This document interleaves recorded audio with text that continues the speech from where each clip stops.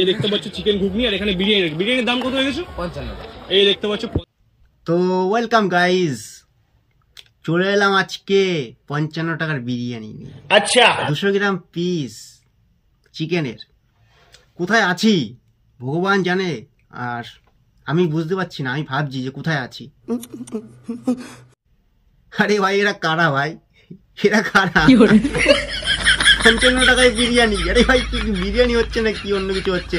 এক প্লেট সবজি আর ভাত খেতে গেলে 50 টাকা লাগে। সেখানে 55 টাকায় বিরিয়ানি। যে বিরিয়ানি আমরা এখনো পর্যন্ত মটন বিরিয়ানি বা চিকেন বিরিয়ানি 190 টাকা 280 টাকা করে প্লেট কিনে খাচ্ছি, সেখানে 55 টাকা চিকেন বিরিয়ানি কি করে দিচ্ছে? এরা কারা ভাই? এরা কারা? তো বন্ধুরা অবশ্যই ভিডিওটা দেখো, ঠিক আছে?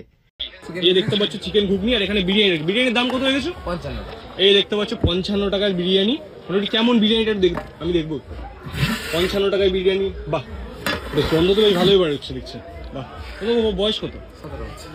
অবশ্যই বন্ধুরা তোমরা দেখলে ভিডিওটা। তো আমি তোমাদের একটা জিনিস সাজেস্ট করবো, সেটা হচ্ছে প্লিজ তোমরা কোনো হোটেল ছাড়া কোনো বাইরের থেকে এভাবে বিরিয়ানি কিনে খেও না।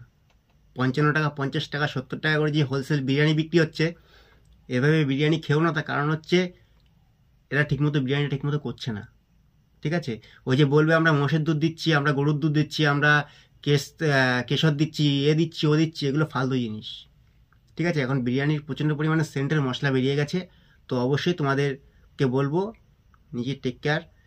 তো টাটা। ভালো লাগলে অবশ্যই কমেন্ট করো, আর যদি খারাপ লাগে তাহলে গালাগালি দিও, ঠিক আছে? কোনো ব্যাপার নেই, বাট চালিয়ে নেবো, সমস্যা নেই। তো টাটা।